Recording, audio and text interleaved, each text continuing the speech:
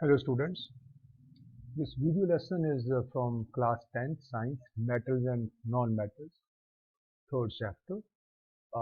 We are dealing here with in-text questions, two very important questions. In all this video we will be covering as many as 12 questions. Question 1, why do ionic compounds have high melting points? Define the following terms. So all these questions are there. So we shall be dealing with these questions. Question number 1 now comes here. Why do ionic compounds have high melting points? Now here the answer is very simple. Ionic compounds have high melting point because of the strong force of attraction between the oppositely charged ions. Remember, ionic compounds like sodium chloride, if you see sodium chloride, it is made up of two ions. Sodium Na1 positive is a cation and Cl negative is an anion or negative charge. So when two combine, that is sodium positive and Cl negative, we find the formation of ionic compounds or ionic compound that is called sodium chloride. So in this case, the oppositely charged ions, the forces of attraction between these two ions or two types of ions are very strong. And to break these strong forces of attraction, you have to give more heat. So they have got very high melting points. Define the following terms. Three terms are there: mineral, ore, and gann. Now gann is the third one. Be careful about the pronunciation. Now what is a mineral? A naturally occurring inorganic material formed through geological process is known as mineral. So when you extract something from earth, it is called a mineral. Now you take out something from earth, not necessarily it is useful to extract metal out of this. So what is ore? When we take out minerals from earth, the minerals from which metals can be extracted conveniently and profitably is known as an ore. Now there may be a mineral, but when you go for extraction of metal, you may find the process is very difficult, one, and it may be taking a lot of money but not giving you much profit. So there's no point converting that mineral into or taking out metal from that mineral. So we will call it ore only when the taking out or extraction of mineral is profitable to us. Third, what is gann? The unwanted material present in the ores is called gann. So you have taken out a mineral and you find that it is useful. We can extract metal from the mineral profitably. In that case, still there may be some material or a lot of, or you can say large material which is unwanted, which we don't need, and that is just a waste, you can say, for that particular process. And this unwanted material is called gann. Name two metals which are found in nature in the free state. Very simple question. Not two, we have got few more elements, but then we will have gold, silver, and platinum. Now these metals lie there at the bottom of the reactivity series. So these metals, gold for example, is very expensive. Why it is expensive? Because it does not react with most of the substances. Same is silver. But the three example: gold, silver, and platinum.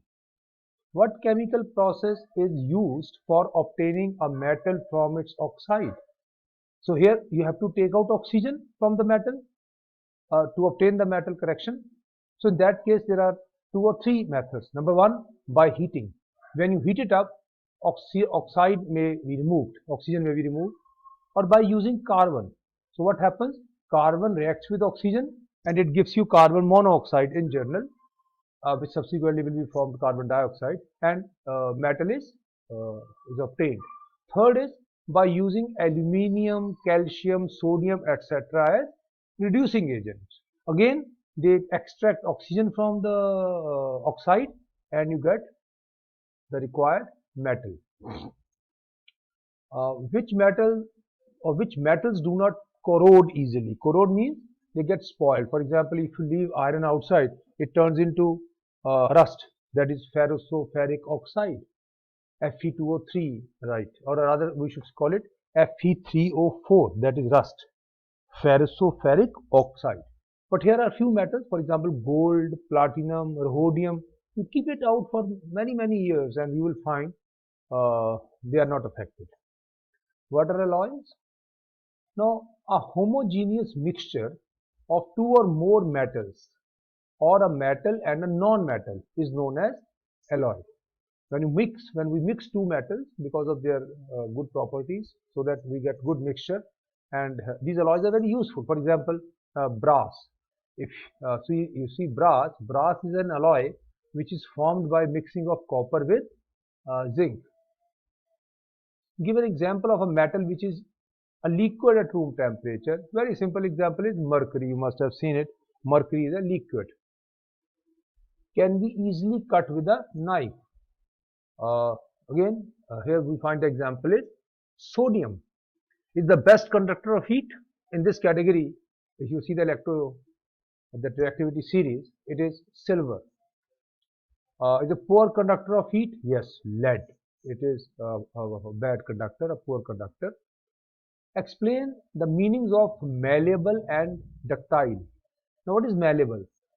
A substance that, or rather substances that can be beaten into thin sheets are called malleable. So we can make thin sheets from that metal.